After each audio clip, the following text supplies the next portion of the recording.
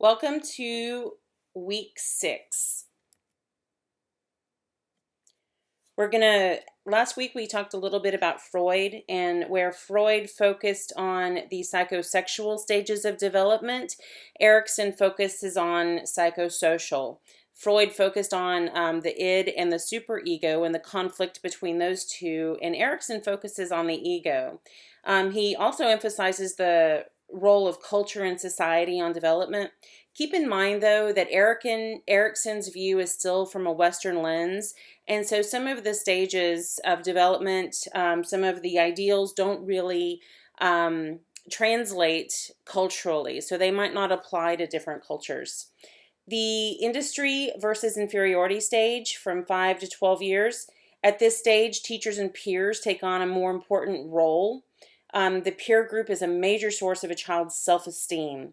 If a child is encouraged and positively reinforced for their initiative in this stage, they begin to feel industrious and they feel a sense of confidence. On the other hand, if a child is not encouraged or if a child is restricted, then the child can start to feel inferior and they can have a lot of self-doubt of their potential. If a child can't develop a specific desired skill, like if a child's really trying to learn how to play basketball, they might begin to feel inferior. Some failure, though, is necessary for positive growth. Success in this stage leads to competence. And here is a little video.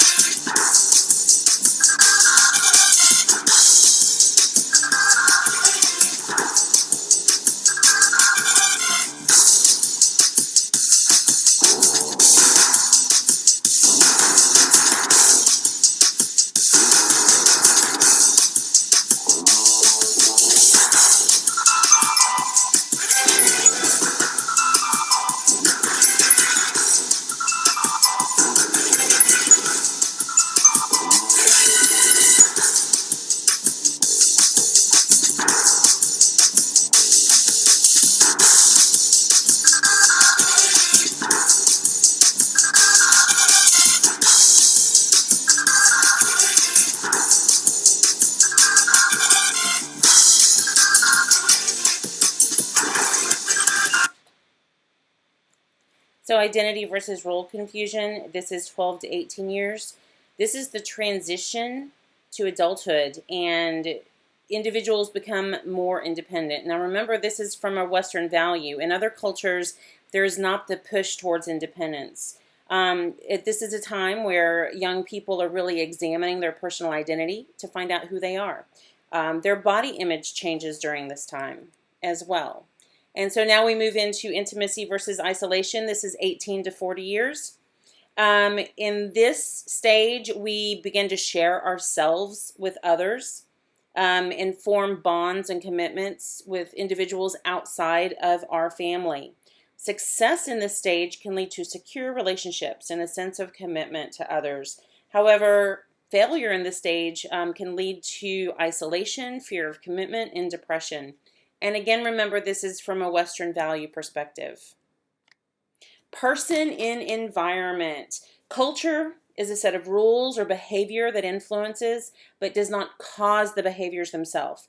So culture refers to shared norms, values, customs, and behavioral characteristics of groups that are passed on from one generation to another.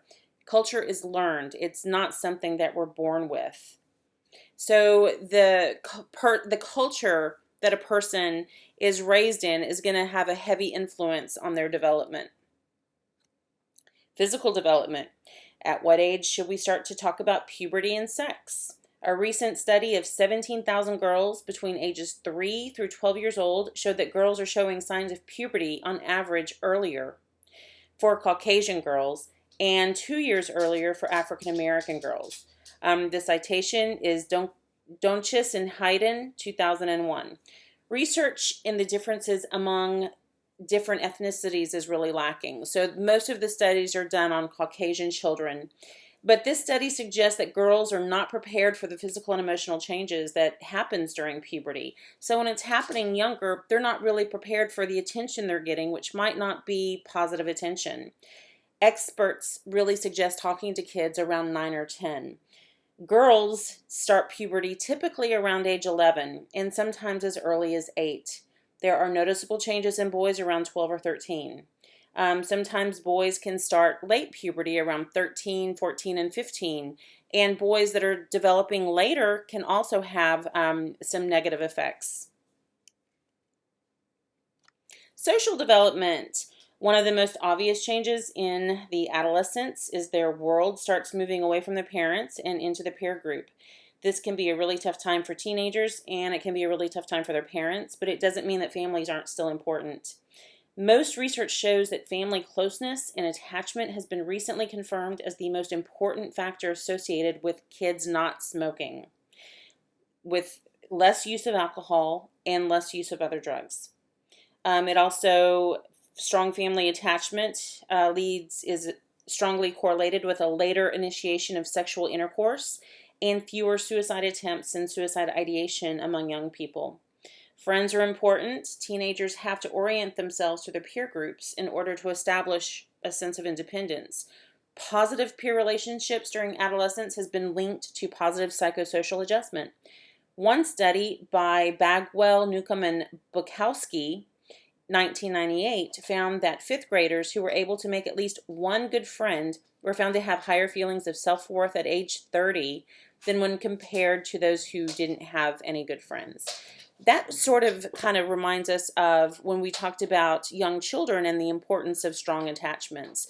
So strong attachments with a primary caregiver is important, and it's also important during this stage for children to form strong attachments with people outside of their family. Most research and development expectations are based on white middle class norms. There's a lot of variability based on social class, culture, ethnicity, and family expectations. Issues of acculturation and ethnic identity might be prominent, and intergenerational conflict might be present. So think about families that are second generation where the parents came from another country and the children are born here or were here very young, and the cultural differences might be very different between parents and child. Limited economic opportunity can be a primary factor that also affects the development and the ability for a child to become independent. Sexual development. Dating typically begins in middle adolescence, usually between 14 and 16.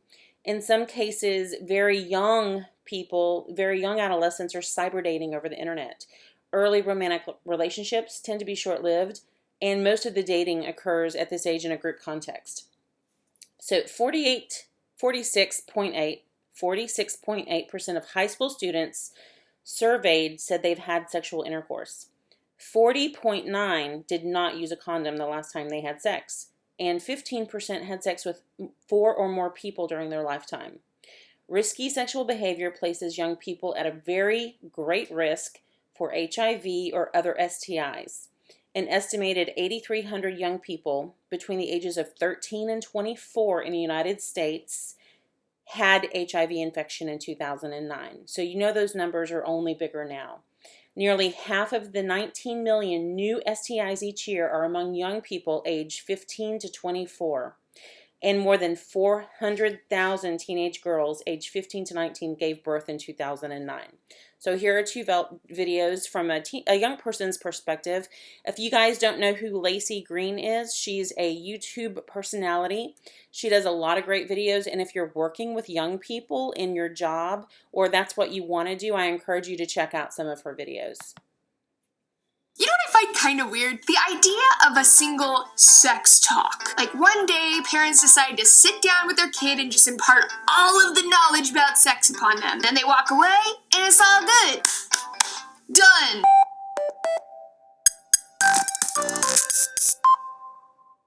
Oh, hi, babes. I don't have children, I'm not a mama, and the tips I'm about to give for having conversations about sex with kids really comes from the perspective of someone who recently was a kid. So, just want to put it on the table, you can take what I'm about to say with a grain of salt or a 50. Number 1, make it the sex talks. Sexual development starts in childhood, so that's where the conversations should start too. By not talking about it early, it communicates that sex is something that's embarrassing, it's taboo, and that will overshadow all of your later conversations. Tip number 2, lay it out like it is. I think it's so important to always answer kids' questions honestly. Don't lie, don't skirt around, don't use silly names and euphemisms. Just be factual and to the point. Son, that's your penis. If they're old enough to be asking, they're old enough to know the answers. If you don't answer those questions, it will be their dopey friend Jimmy who tries to sneak into the girls' locker room. Don't ask me why, that's just how the universe works. Tip number 3, start the conversation. A good conversation is just that, it's a conversation. It's not a lecture or an interrogation, and on average, the parents should be listening more than they're talking. Then you can use anything to start a conversation, something that's happening in your community, a TV show you're watching, a movie, a YouTube video, or broad, open-ended questions. Emphasis on the broad. Asking specific personal questions can feel like an invasion of privacy, which really isn't very inviting to open up. It just shuts the conversation down. It's really important not to share anything they tell you with extended family or siblings at secret time. Tip number 4, yes indeed, sex is a part of life. Starting around 10 to 13, sexual feelings start to kick in. Do not panic. This is normal and it's healthy. Most parents in the US freak out. They deny, they chastise. You better not have sex or I'll kick you out of this house. Pretty sure I heard those exact lines like 20 times. And yet, it never stopped me from having sex. Sorry, Mom and Dad. All chastising does is 1, tells them to tune out. La la la. 2, to be secretive about it. And 3, it tells them that they can't come to you for help. Number 5, show respect to get respect. I can't tell you how many emails I've gotten from younger kids in my audience whose parents have said terrible things to them, calling them a slut, telling them they'll never be loved. I mean, some of it is just straight up abusive. It's so important to show respect not just in your language and how you talk to them, but by teaching them that their body doesn't belong to you, to their boyfriend, to their girlfriend. It belongs to themselves. Number 6, you are normal. I wish someone older had been there to tell me that it's all normal. It would have made such a difference. Don't dismiss teen love, heartbreaks, rejection. Teenagers go through a lot of first times with real, raw emotions. It's super intense. Don't forget how real it is. Number 7, what should you actually talk about? Not just pregnancy and STIs. Masturbation, menstruation, sexual orientation and gender identity, healthy relationships, abusive relationships, rape, sexual assault, readiness for sex, safer sex, sexual pleasure, communication, consent, how to respect your partner's body, objectification, body image, self-esteem, and of course, your beliefs and values. This is a non-exhaustive list, of course, but I think each of these topics should be a series of conversations that are age-appropriate and become more complex as they age. Number 8, it should be abundantly clear what they deserve. They deserve happiness. They deserve safety. They deserve a healthy, pleasurable sex life. They deserve to feel good about their body. They deserve to be respected. So many people don't know that they actually deserve this. Kind of scary, actually. So say it. And you can encourage them to really embrace that and live it by setting an example yourself. Number 9, here's where you can get things. When it comes to birth control condoms, parents gotta help. Don't expect them to figure it out on their own. Some will go to the hassle, but others won't. I think it's also a good idea to encourage ongoing self-education by pointing them toward good books and good websites or even other people that you trust. And number 10, even if you've had some awkward or tense exchanges, all any kid wants is to know that their parents are going to be there. And this becomes so important if, God forbid, they're assaulted or they have a pregnancy scare or they're questioning their sexual orientation. They've got to feel safe coming to their parents to talk about it. Otherwise, they can and do go at it alone. So you can let them know that it's safe to come to you with all these tips, but also just by saying it. No matter how big of a mistake you make, no matter how embarrassing it seems, you can always come to me and talk to me and we'll figure it out. I think that's the most important thing that you can convey to a kid. All right, babes, what would you add to this list. Let me know down below or on my Facebook page or on my Twitter. Love you all so much, and I wish you the healthiest and happiest of sex talks with your family. I'll see you next time. Mwah. So in Texas, we don't have comprehensive sex ed in schools. The only type of sex ed that can be taught is abstinence-only sex ed. Texas used to be the #1 in teen pregnancy rates.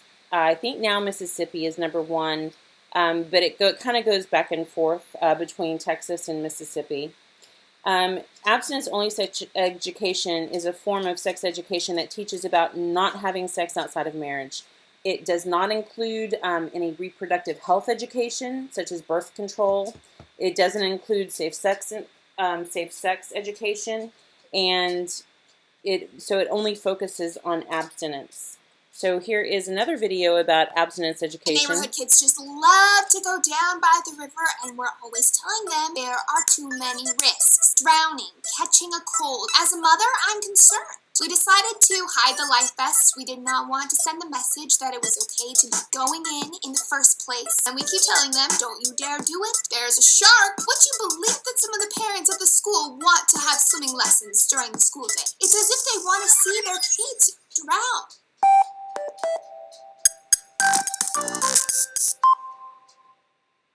There is a little teeny tiny problem with abstinence-only education. Little teeny tiny issue of being entirely removed from reality. Fun fact, your grandparents, when they were teenagers, they were doing it. Your great-great-grandparents, doing it. Your great-great-great-great, okay, you get the point. And teenagers today, I'm gonna let you in on a little secret, they're still having sex. And it's not really just teenagers. 95% of Americans are having sex before they get married. And that's probably because in reality, most people end up feeling ready for sex before they end up feeling ready to get married. Research shows that giving kids information that they need to make healthy, informed decisions about sexuality actually delays the age that they first have sex. That it lowers pregnancy rates and STIs, and that the kids who are taking the abstinence oaths are the most likely to get pregnant or an infection. So why is it then that 27 states in the US have abstinence-based education programs? Why is it that only 12 states require medically accurate sex ed? Why is it that only 8 states require that the information be unbiased? Seriously, my brain.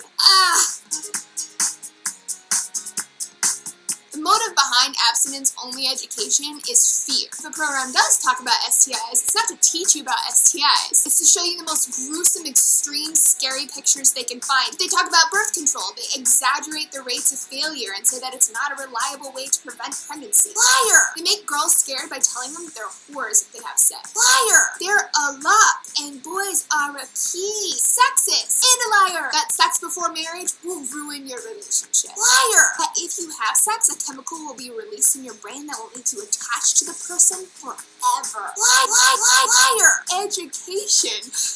Don't go there. This isn't education. This is anti-sex propaganda that your taxes you're about to pay in the next few months pay for. And the best part about it is that it doesn't curb STIs or pregnancy. It doesn't stop people from having sex. It just ensures that when people do have that sex, that it's the most guilt-ridden, unenjoyable, and uninformed experience possible. Is it bad if I don't want to have sex? Absolutely not. The option not to have sex is just as important as the option to have sex. Becoming sexually active before you're ready is when stuff can go all bleh. Don't push yourself or someone else for that matter if you're not ready. In the meantime, learn a thing or two about your body. I may or may not be talking about masturbation. And to think about what you want out of your relationships. And how can you know if you're ready? Here's a Sex Plus checklist. Do you trust each other? Do you feel safe together? Can you talk about it if something's bothering you? Do you listen to each other? Do you talk about having sex together? By that I mean you can talk openly about what you want out of a relationship, boundaries, birth control if you're having heterosex, sexual health status, and STIs. You don't feel like you need alcohol or drugs to have sex, right? You know how to use condoms and diddly-ams to prevent STIs? And last but not least, you both feel ready to do it, you both want to do it, and nobody's pressuring the other. If you answered yes to all these questions, you might be ready to become sexually active. But here's a crazy question. Where are teens supposed to figure out how to prevent STIs and pregnancy? How to communicate and foster a healthy relationship? Where do they learn about what consent looks like? Where, between the sexist analogies and the false information, do teens learn how to navigate sexuality sexuality in a healthy way. As a peer educator who's worked with thousands of teens across the US, I'll tell you the answer: nowhere. These policies of ignorance, fear, and shame have got to stop. Alright, babes, make sure you like me on Facebook, follow on Twitter. I'm also on Tumblr. Check it out. I'll see you again soon. Mwah. So think about that. Abstinence-only education teaches abstinence from sexual activity outside of marriage is the expected standard. It teaches that mutually faithful monogamous relationships in the context of marriage is the expected standard for all sexual activity. It teaches that abstinence from sexual activity is the only way to avoid out-of-wedlock pregnancy, sexually transmitted infections, and other problems. It also teaches that sexual activity outside of the context of marriage is likely to have harmful psychological and physical side effects. And that's pretty much all it teaches. If you're working as a school social worker or you're working in a practice where you're working with young people, this is a normal part of adolescent young person development. So you're going to have to be really versed on how to talk to young people about sexual activity, issues of consent. And what about consent? So consent is permission for something to happen. So it's when you're giving permission or it's an agreement to do something. So I want you guys to read the following scenarios. And I want you to just think, is this consent? Is it coercion? Or is it rape?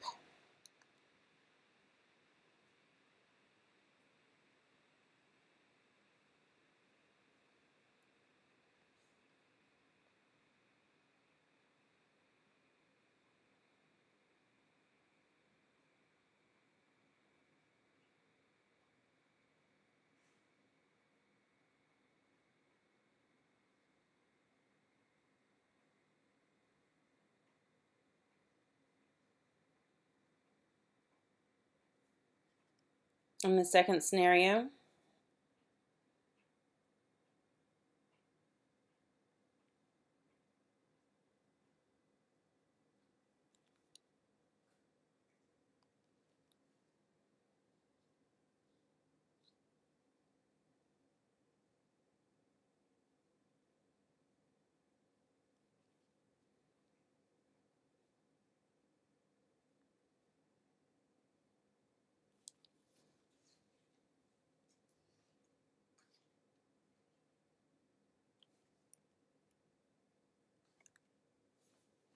actually, we'll move on to the next one.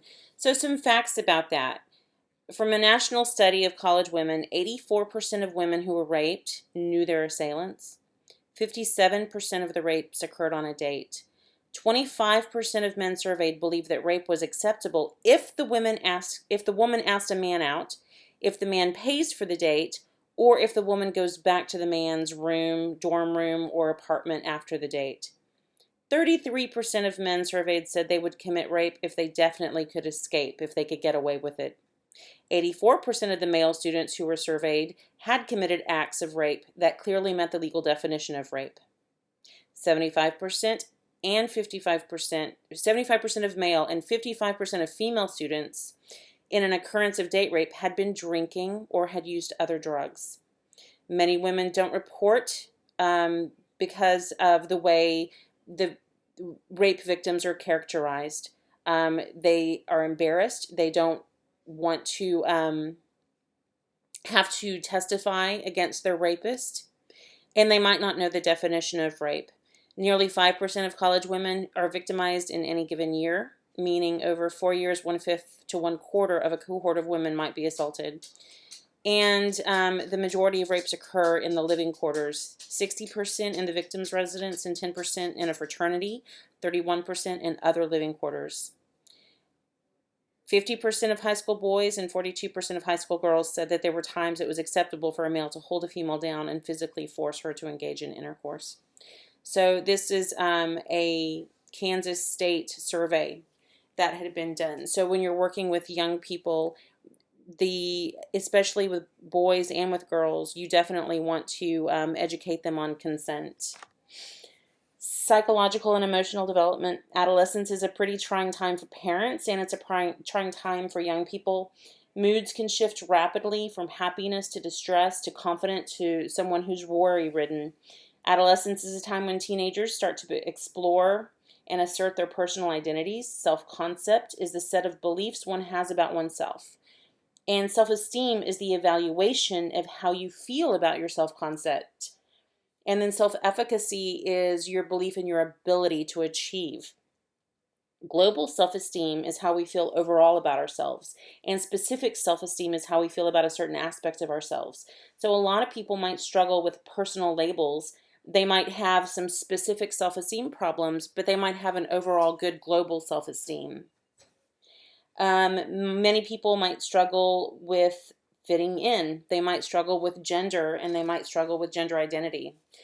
Girls who mature early are at an increased risk of depression, substance abuse, disruptive behaviors, and eating disorders. And late maturing boys are at an increased risk of depression. Early maturing boys are at an increased risk of engaging in high-risky sexual behaviors. High-risky and sexual risky behaviors. Eating disorders, anorexia and bulimia appear to be more frequent in Caucasian girls, but there's growing evidence that it's underreported in minority population. So it's really important to not assume that only Caucasian girls are at a risk of eating disorders. Emotional intelligence. These are the skills needed to manage stress and be sensitive to the needs and feelings of other people. These are emotion regulation skills. It involves self-awareness, relationship skills, being able to read other people, being aware of your feelings, being able to identify and describe one's feelings, and then being able to manage them in healthy ways.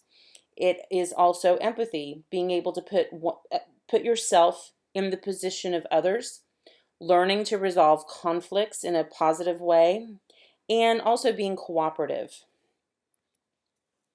And the teenage brain.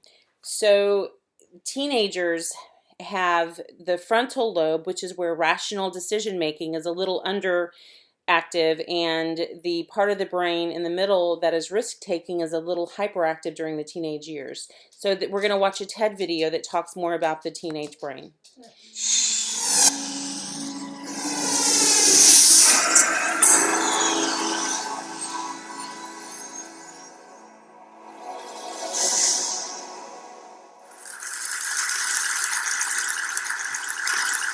15 years ago, it was widely assumed that the vast majority of brain development takes place in the first few years of life. Back then, 15 years ago, we didn't have the ability to look inside the living human brain and track development across the lifespan. In the past decade or so, mainly due to advances in brain imaging technology such as magnetic resonance imaging or MRI, neuroscientists have started to look inside the living human brain of all ages and to track changes in brain structure and brain function. So we use structural MRI, if you like, to take a snapshot, a photograph at really high resolution of the inside of the living human brain. And we can ask questions like, how much grey matter does the brain contain and how does that change with age? And we also use functional MRI, called fMRI, to take a video, a movie, of brain activity when participants are taking part in some kind of task, like thinking or feeling or perceiving something. So many labs around the world are involved in this kind of research, and we now have a really rich and detailed picture of how the living human brain develops. And this picture has radically changed the way we think about human brain development by revealing that it's not all over in early childhood, and instead the brain continues to develop right throughout adolescence and into the 20s and 30s. So adolescence is defined as the period of life that starts with the biological, hormonal, physical changes of puberty and ends at the age at which an individual attains a stable, independent role in society.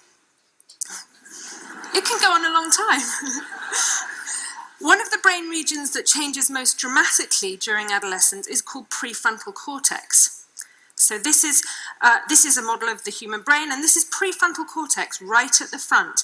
Prefrontal cortex is an interesting brain area. It's proportionally much bigger in humans than in any other species, and it's involved in a whole range of high-level cognitive functions, things like decision-making, planning what you're going to do tomorrow or next week or next year, inhibiting inappropriate behaviour, so stopping yourself saying something really rude or doing something really stupid. It's also involved in social interaction, understanding other people, and self-awareness. So MRI studies looking at the development of this region have shown that it really undergoes dramatic development during the period of adolescence. So if you look at grey matter volume, for example, grey matter volume across age from age 4 to 22 years increases during childhood, which is what you can see on this graph. It peaks in early adolescence. The arrows indicate peak grey matter volume in prefrontal cortex. You can see that that peak happens a couple of years later in boys relative to girls, and that's probably because boys go through puberty a couple of years later than girls on average. And then during adolescence, there's a significant decline in grey matter volume in prefrontal cortex. Now that might sound bad, but actually this is a really important developmental process because grey matter contains cell bodies and connections between cells, the synapses. And this decline in grey matter volume during prefrontal cortex is thought to correspond to synaptic pruning, the elimination of unwanted synapses. This is a really important process. It's partly dependent on the environment that the animal or the human is in that synapses that are being used are strengthened and synapses that aren't being used in that particular environment are pruned away. You can think of it a bit like pruning a rose bush. You prune away the weaker branches so that the remaining important branches can grow stronger. And this process, which effectively fine-tunes brain tissue according to the species-specific environment, is happening in prefrontal cortex and in other brain regions during the period of human adolescence. So a second line of inquiry that we use to track changes in the adolescent brain is using functional MRI to look at changes in brain activity across age. So I'll just give you an example from my lab. So in my lab, we're interested in the social brain, that is, the network of brain regions that we use to understand other people and to interact with other people. So I like to show a photograph of a soccer game to illustrate two aspects of how your social brains work. So this is a soccer game. Michael Owen has just missed a goal and he's lying on the ground. And the first aspect of the social brain that this picture really nicely illustrates is how automatic and instinctive social emotional responses are. So within a split second of Michael Owen missing this goal, everyone is doing the same thing with their arms and the same thing with their face. Even Michael Owen, as he slides along the grass, is doing the same thing with his arms and presumably has a similar facial expression. And the only people who don't are the guys in yellow at the back. And I think they're on the wrong end of the stadium and they're doing another social emotional response that we all instantly recognise. And that's the second aspect of the social brain that this picture really nicely illustrates, how good we are at reading other people's behaviour, their actions, their gestures, their facial expressions in terms of their underlying emotions and mental states. So you don't have to ask any of these guys, you have a pretty good idea of what they're feeling and thinking at this precise moment in time. So that's what we're interested in looking at in my lab. So in my lab, we bring adolescents and adults into the lab to have a brain scan. We give them some kind of task that involves thinking about other people, their minds, their mental states, their emotions. And one of the findings that we've found several times now, as have other labs around the world, is part of the prefrontal cortex called medial prefrontal cortex, which is shown in blue on the slide. And it's right in the middle of prefrontal cortex, in the midline of your head. This region is more active in adolescents when they make these social decisions and think about other people than it is in adults. And this is actually a meta-analysis of 9 different studies in this area from labs around the world, and they all show the same thing, that activity in this medial prefrontal cortex area decreases during the period of adolescence. And we think that might be because adolescents and adults use a different mental approach, a different cognitive strategy to make social decisions. And one way of looking at that is to do behavioural studies, whereby we bring people into the lab and we give them some kind of behavioural task. And I'll just give you another example of the kind of task that we use in my lab. So imagine that you're the participant in one of our experiments. You come to the lab, you see this computerised task. In this task, you see a set of shelves. Now, there are objects on these shelves, on some of them, And you'll notice there's a guy standing behind the set of shelves, and there are some objects that he can't see. They're occluded from his point of view with a kind of grey piece of wood. This is the same set of shelves from his point of view. Notice that there are only some objects that he can see, whereas there are many more objects that you can see.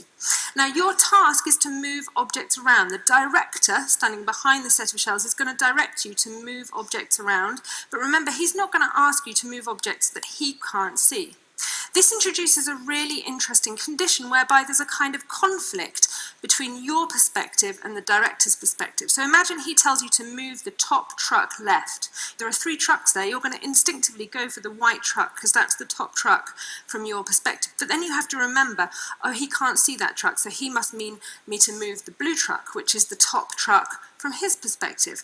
Now, believe it or not, normal, healthy, intelligent adults like you make errors about 50% of the time on that kind of trial. They move the white truck instead of the blue truck. So we give this kind of task to adolescents and adults, and we also have a control condition where there's no director, and instead we give people a rule. We tell them, okay, we're going to do exactly the same thing, but this time there's no director. Instead, you've got to ignore objects with a dark grey background. You'll see that this is exactly the same condition, only in the no director condition, they just have to remember to apply this somewhat arbitrary rule, whereas in the director condition, they have to remember to take into account the director's perspective in order to guide their ongoing behaviour. Okay, so if I just show you the percentage errors in a large developmental study we did, this is in a study ranging from age 7 to adulthood, and what you're going to see is the percentage errors in the adult group in both conditions. So the grey is the director condition, and you see that our intelligent adults are making errors about 50% of the time, whereas they make far fewer errors when there's no director present, when they just have to remember that rule of ignoring the grey background.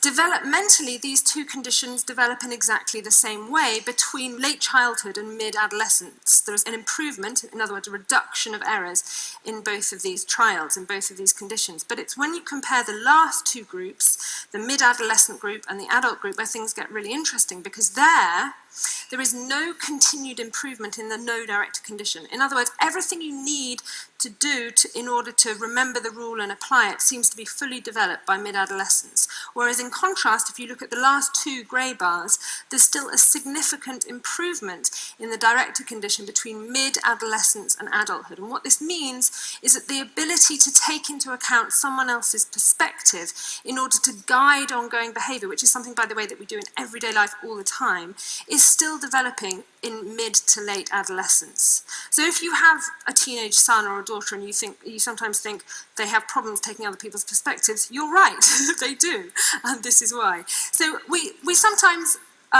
laugh about teenagers. They're parodied, sometimes even demonized in the media for their kind of typical teenage behavior. They take risks, they're sometimes moody, they're very self-conscious.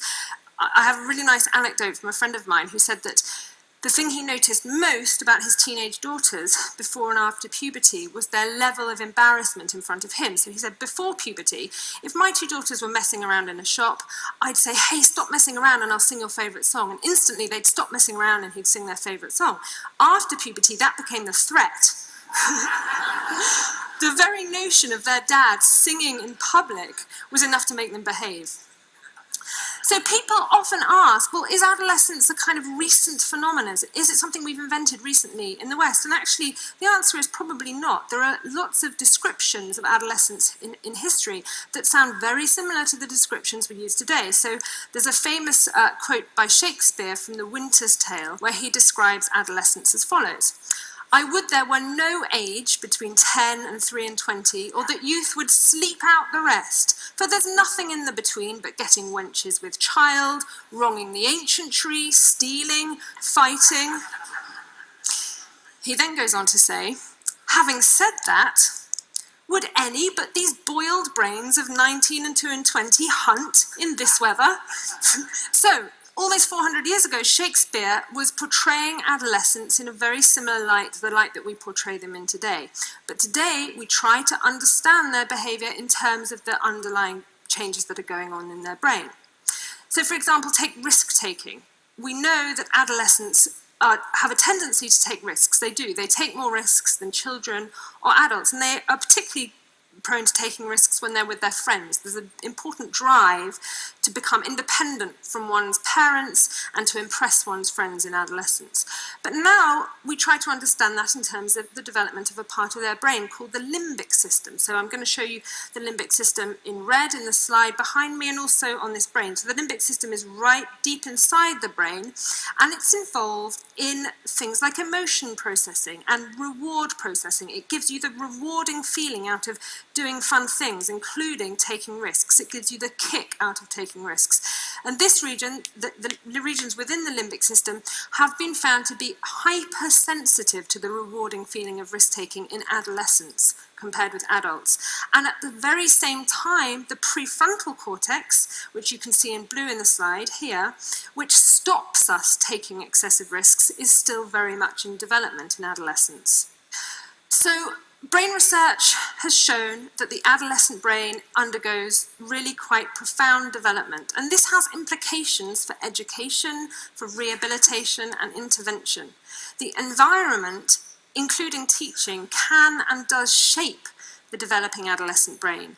And yet it's only relatively recently that we have been routinely educating teenagers in the West. All four of my grandparents, for example, left school in their early adolescence. They had no choice. And that's still the case for many, many teenagers around the world today. 40% of teenagers don't have access to secondary school education. And yet, this is a period of life where the brain is particularly adaptable and malleable. It's a fantastic opportunity for learning and creativity. So what's sometimes seen as the problem with adolescence, heightened risk-taking, poor impulse control, self-consciousness, shouldn't be stigmatized. It actually reflects changes in the brain that provide an excellent opportunity for education and social development. Thank you.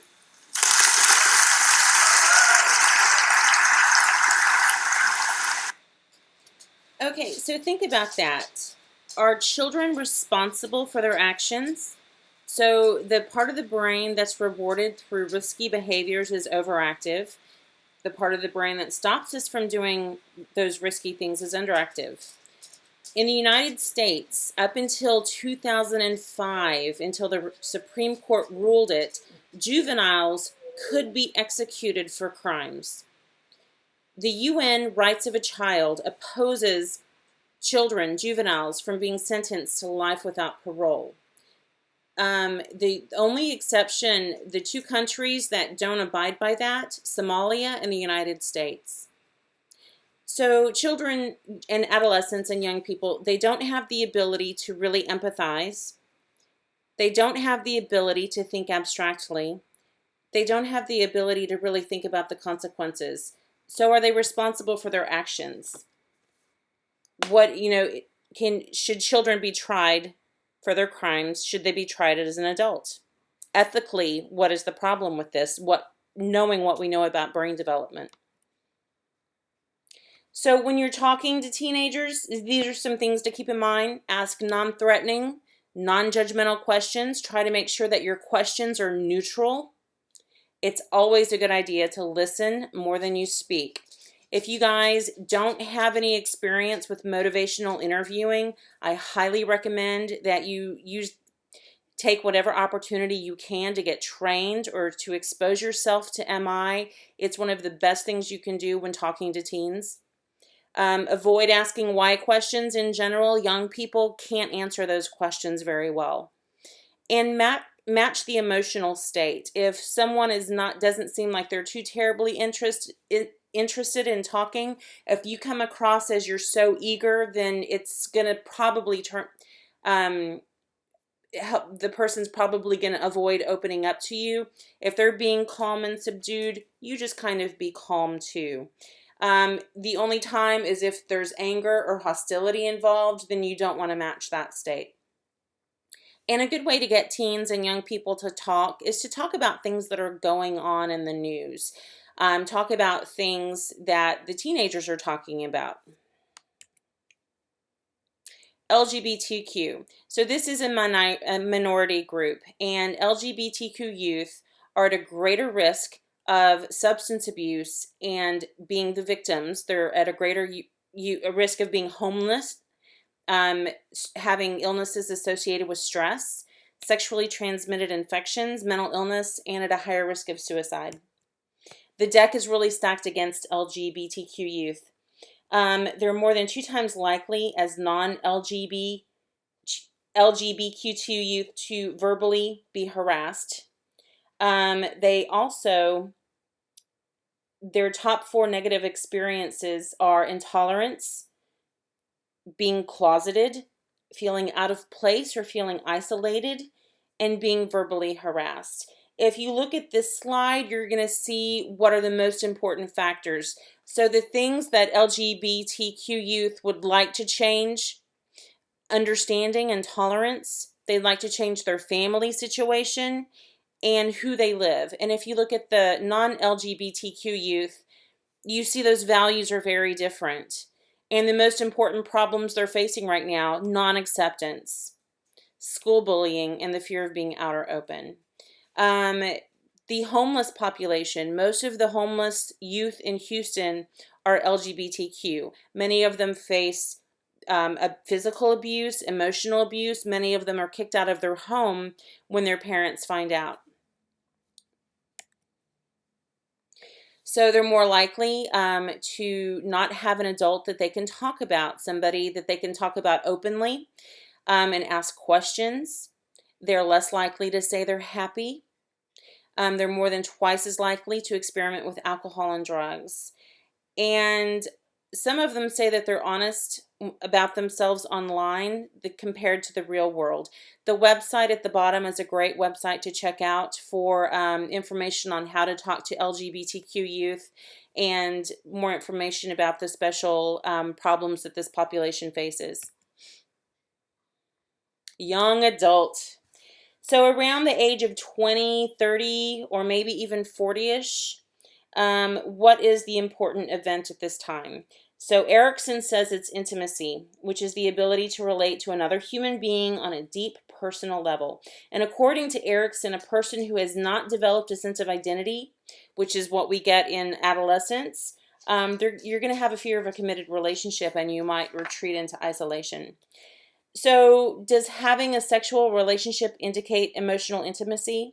Not necessarily. People can be sexually intimate without being emotionally intimate, and they can be sexually intimate without being in a committed relationship. So some existential questions during this time. Why am I here? What is my purpose? People are still forming their identity, and they're still a member of their family, and they have their own identity outside of their family. Transitioning into adulthood, so the most important things are you're going from single to partnering with someone, starting a family. You're moving from college to work and a career. Now, and this is typical Western, the move from college to work career doesn't necessarily fit our culture because our culture has changed. You're moving towards financial independence. You might be moving towards divorce and remarriage and relocating away from your family. Again, these are very Western ideals. In many cultures, young adults do not relocate away from their families. And in this stage, the conflict is intimacy versus isolation, and the important event is love. And the little cat picture there, that is me, except there's dogs. I'm kind of like the crazy dog lady. And the young adult brain, executive functions, we're moving from abstract thinking to more critical thinking and thinking ahead, problem solving, and being able to prioritize. There's more integration of cognitive and emotional thinking and self-evaluation. So we have the ability to look at ourselves and to critically evaluate and plan actions. We have the ability to regulate our emotions. Modified risk taking, so we're able to really weigh the risks and benefits of taking an action. Decisions are based on future consequences and not necessarily in the moment. We also make decisions based on the impact it might have on others. So we're able to really look at how a situation can affect another person, and we're able to do long-term planning. So we still struggle with abstract principles. and the internal versus external values. Of course, there's cultural differences. Some examples, different cultures. All of this is, most of our theories are based on our Western ideals. Some other things that can affect development: age, education, gender identity, whether someone has been abused or neglected. Trauma can affect this development. Race, ethnicity, temperament. We talked last lecture about the temperament that we're born with. Family background, parenting style. Illness and chronic illness can affect this. Learning disabilities, physical disabilities, and of course substance use, abuse, and substance dependence. There's a quote that I found that kind of, I thought really summed up development, and it's by Robert Keegan. People grow best where they continually experience an ingenious blend of support and challenge. The rest is just commentary. And some additional resources on the developing brain: the Diane Rehm Show, PBS Inside the Teenage Brain, NPR Inside the Teenage Brain. John Hopkins has a good interactive site, The Teenage Years Explained. Huffington Post, the 20-something brain. And then at the very bottom, the consent curriculum. When you're working with young people, how to introduce consent education into that work. And I hope you guys have a happy Saturday. I hope you stay dry and have a happy Halloween.